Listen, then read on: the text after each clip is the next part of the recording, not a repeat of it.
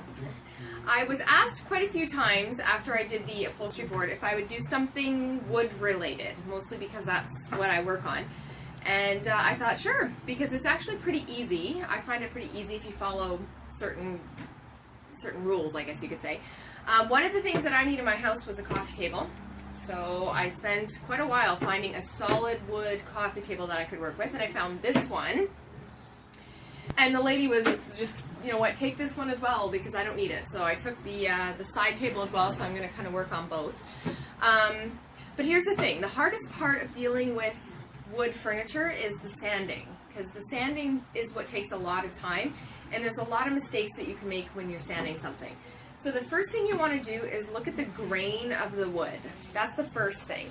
If you look at this table, there's tons of marks, right? There's lots of marks, lots of dents. You're going to probably find that when you're looking for a piece of wood furniture. And you're not going to get all of those marks out. You're just not. And if you attempt to do that, the worst thing is going to happen. So you're working on it, and you see this dent right here. And then you start to focus on that, and you're going over and over and over again. You're going to end up with a dip in the wood. And once you get the dip in the wood, there's no way around that. It's going to be there. You can't fill that. So you've got to come to terms with the fact that some of these scrapes and dents and dings are going to be a part of it. And if you're going for that rustic feel, that's what you want. You kind of want to have some of these marks. So what I'm going to do is I would typically sand this by hand, like for the legs and stuff like that, but I'm going to actually use my handheld sander, just because it's going to go by a lot quicker. So this here is just a little Black & Decker handheld sander, and ran out of the sandpaper, so I went and bought some more. But it's really simple, actually. So you just grab these things out of here. Because a lot of people, I'm just so surprised, a lot of people think this is just the hardest thing, and it's actually really, really easy. Once you start doing it, it's easy. So it comes like this. This is how the sandpaper comes, and it just, the back piece fits right on there like this. And you're going to turn it on and start sanding. So that's what I'm going to do right now. I'm actually going to sand this here. If you look before I get started, the grain goes this way on this section, but if you look here, the grain goes this way. It is so important when you're sanding to follow the grain of the wood, because if you don't, you're going to end up with scratches that actually bleed through the stain or the paint that you're about to use. So that's what I'm going to do right now. I'm going to turn this on, I'm going to do these sections, and then we're going to come back and we'll see what it looks like. Hi again. Okay, so a couple things. I forgot to tell you, make sure you have one of these. The mask is going to come in handy. It'll save your lungs and your nose, which really get on my nerves after a while. What's this mask? Okay, so here's what the final product looks like. And here's ultimately what you're going to end up doing after I remove this mask, which is driving me crazy. You're going to use a wet cloth and a dry cloth. That's ultimately what you want here. This wood was awesome to sand down, like the varnish, the oils, the dirt. That's all you really want to get rid of when you're sanding is just old varnish and dirt and oil. That's it. So it came right off. So I'm just going to use a damp, well, I'll start with a dry, and I will just quickly get rid of all the dust, which again is going to end up on your pants. If you're like me, you're going to have painting pans or crafting pans or something that you're just designated for this. And then after you're done getting rid of all the dry stuff, you're just going to wipe it down. This is just a damp rag. That's all it is. And that's just to make sure that we get it all. Because you don't want to stain on top of sawdust, because it will show up on the stain and it's gross.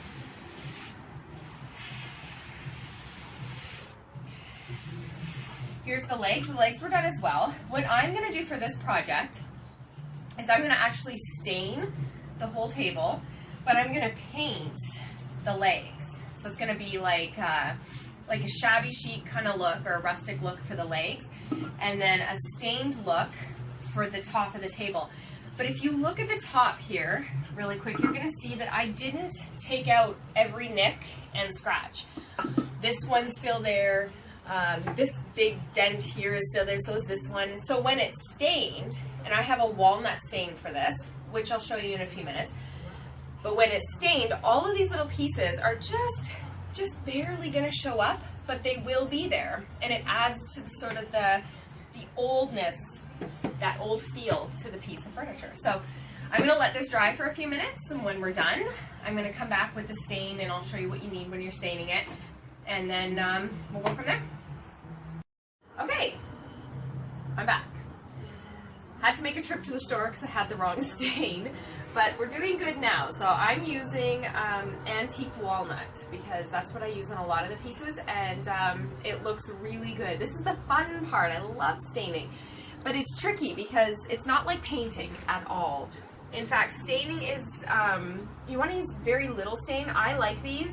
Some people say they hate them, but I like them because if you don't have enough stain on it, you just dip it in and it'll only hold what you want it to hold, right?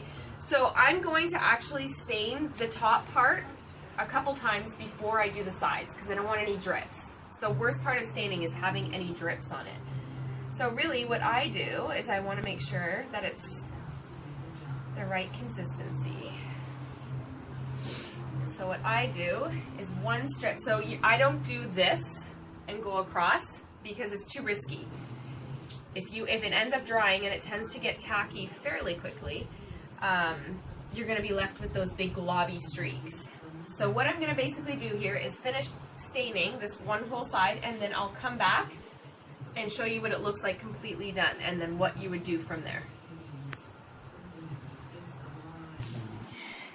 Hi again. So I thought I'd come back while I'm doing this because my cameraman suggested that I go over a couple things that maybe when you do this a lot, sometimes you forget that some people don't know the obvious things, or what seems obvious to me might not be so obvious to somebody just starting out. So the first thing to know about staining is that when you're doing it like the end result is not going to look like this.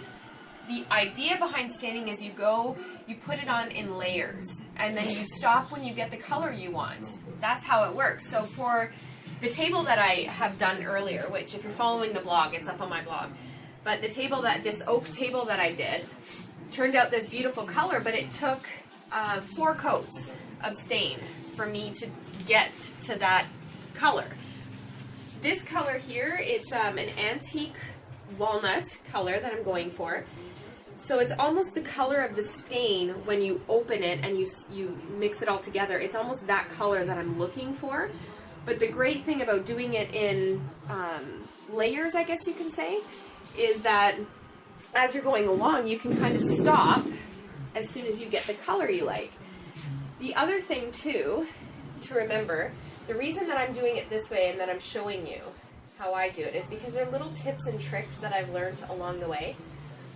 I do the whole surface first, but you can see where it's kind of globbing up here. You're going to want to get to that fairly quickly. See, like that?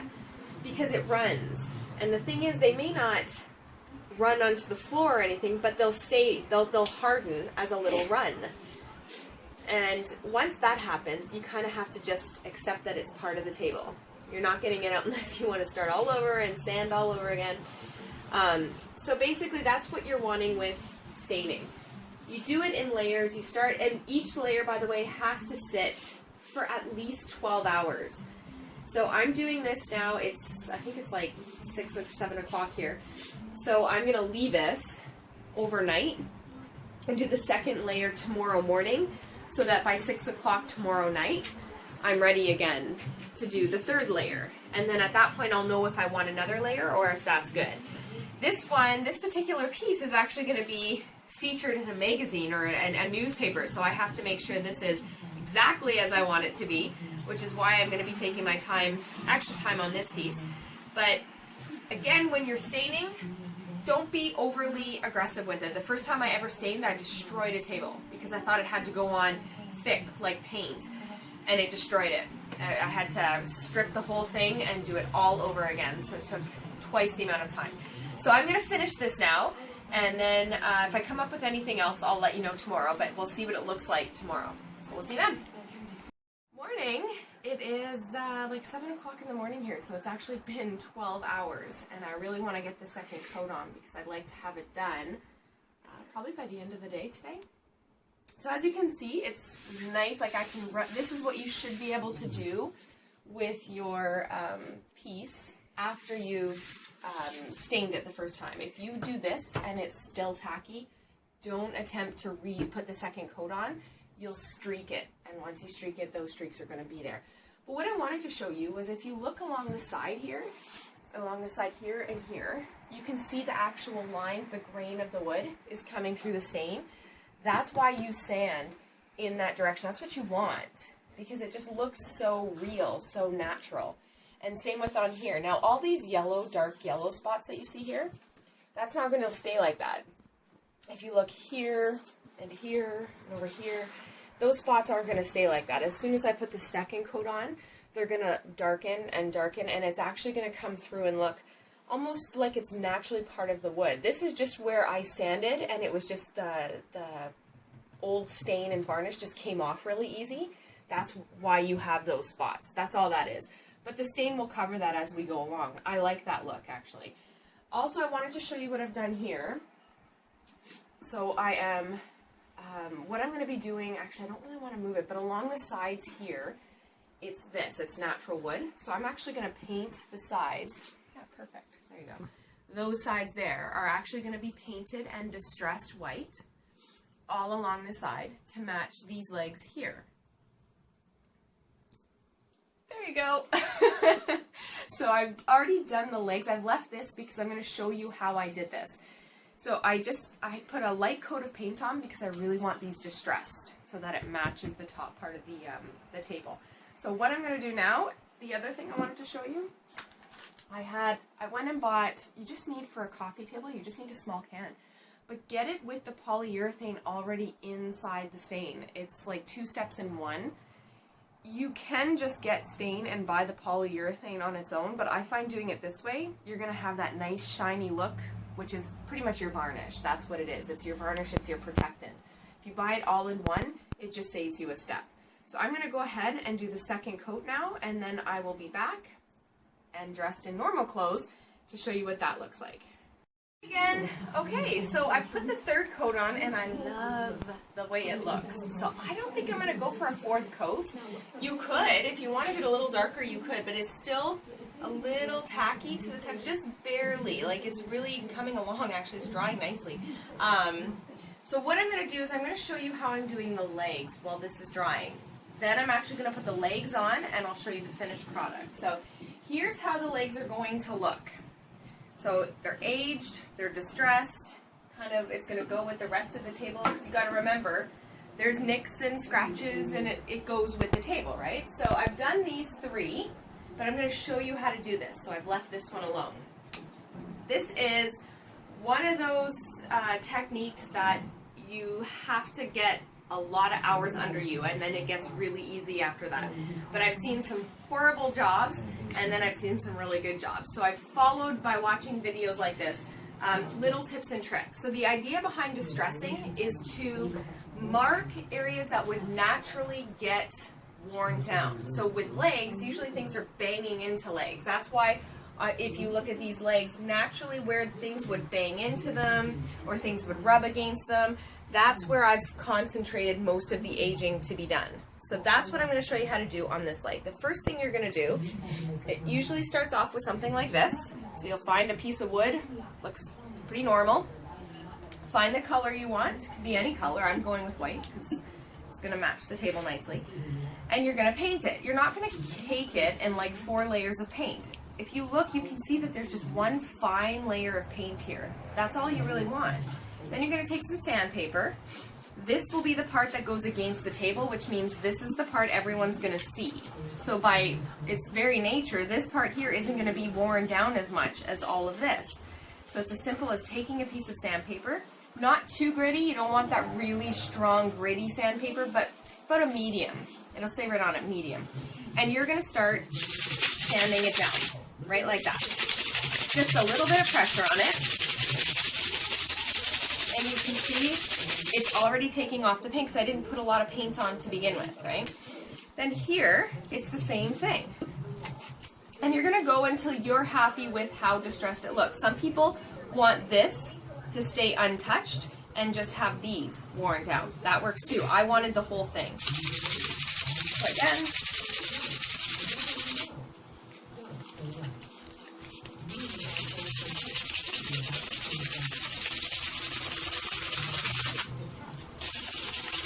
and you're not putting a lot of pressure, if you start putting a lot of pressure on the piece of wood while you're doing it, you're going to have clumps of paint that come off, and it's not going to look right.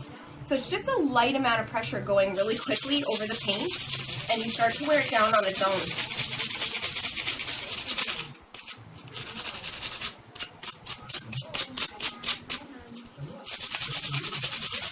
See, and around the bottom here, it would naturally get worn there. And then again, here's the back. I'm just going to do it lightly here. I'm not going to do too much there, because it just wouldn't get worn down too much on that end. So just lightly. And then up at the top, same thing.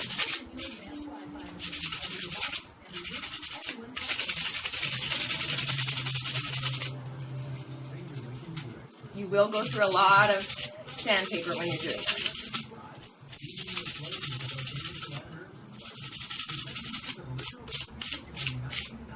So that is what I'm going to stop, because this is what I'm happy with. So the 4 of them, look.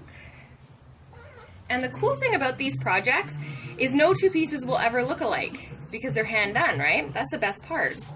And what I do is on each one of my pieces, I usually put my initials somewhere on the table, and it'll be around forever, right? So I'm going to go ahead and put these back on the table, and then I'm going to do a little bit more work, and then I'll show you the final product. We're done! Ta-da! I love it. It turned out so well. I didn't know how just having the 3 coats would work, but it turned out great. I actually did just a little bit of something extra. You can see right here, actually, if you want to come down here, you'll see the strip in the middle. I chose to make the same as the stain, and then just above and below I made the same as the legs. But this is exactly what I was going for, and I'm going to actually move it into the house and set it up, and I will show you what it looks like when it's all set up. But not a difficult project. Took about a weekend, I'd say. Yeah, about a day and a half in total to do. And it turned out really well. So for staining, that's the trick. Patience and making sure you don't stain or sand too much. But outside of that, I'm really thrilled with how it turned out. So I'm going to get this moved into the house, and then I'll take a picture and show you what it looks like.